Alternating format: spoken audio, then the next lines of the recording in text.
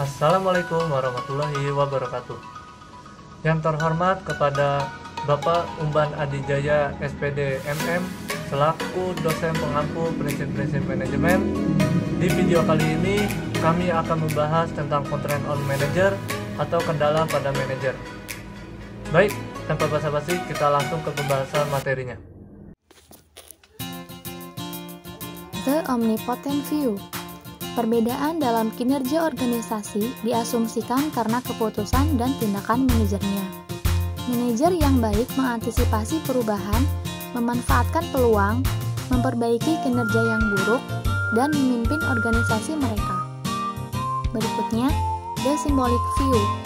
Pandangan simbolik mengatakan bahwa kemampuan manajer untuk mempengaruhi hasil kinerja dipengaruhi dan dibatasi oleh faktor eksternal.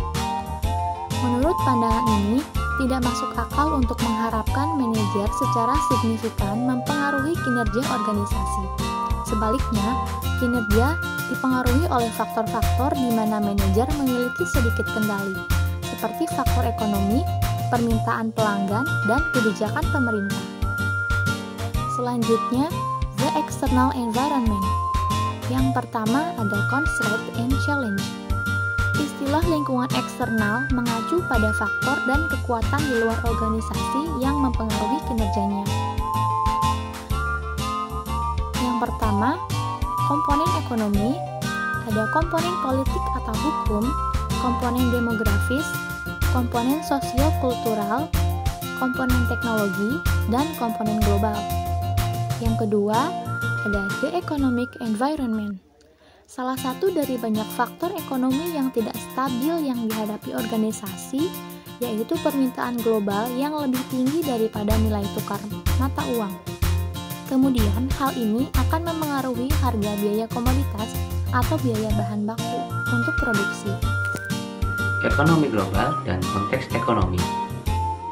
Salah satu tantangan ekonomi global yang dihadapi adalah resesi. Suatu negara bisa dikatakan resesi apabila mengalami pertumbuhan yang negatif. Apabila salah satu di antara negara adidaya mengalami resesi, maka tidak akan membutuhkan waktu yang lama untuk negara lain mengalami masalah ekonomi.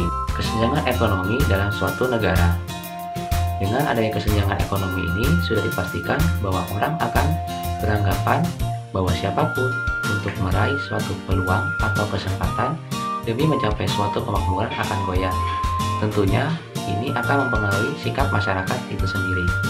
Apabila tidak diatasi dengan sigap, maka sudah dipastikan bahwa untuk mengembalikan pertumbuhan ekonomi di suatu negara tersebut akan sangat sukar. Yang tidak salah untuk mempelajari ilmu demografi. Ilmu demografi adalah suatu ilmu yang melihat dinamika kependudukan manusia. Misalnya, jumlah penduduk yang berubah-ubah setiap waktu, sebab akibat dari kelahiran dan kematian seseorang, dan lain sebagainya.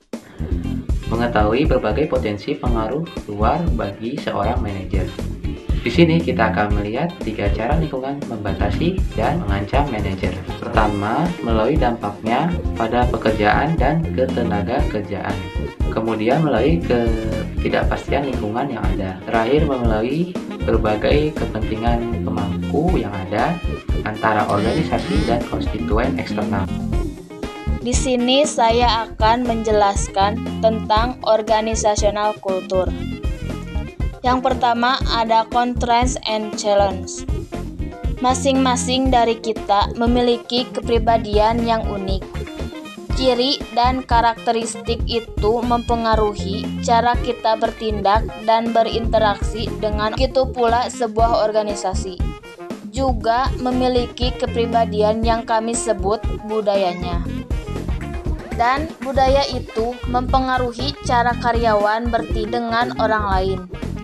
Budaya organisasi dapat membuat karyawan merasa dilibatkan, diberdayakan, dan didukung, atau dapat memiliki efek sebaliknya.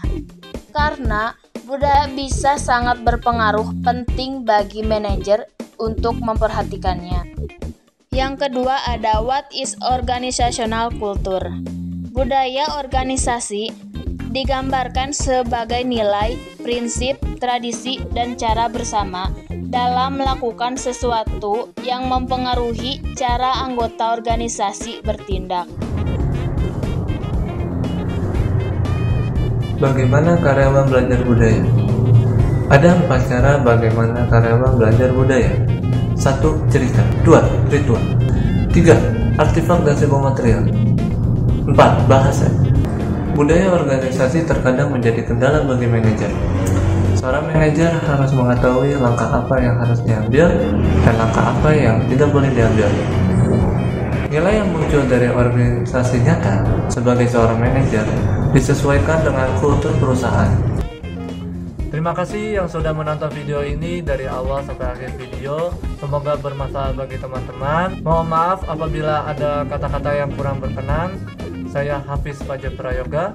Saya Fauzan Irawan. Saya Neng Adelia Putri. Mengucapkan terima kasih. Wassalamualaikum warahmatullahi wabarakatuh. Dan sampai jumpa di video selanjutnya.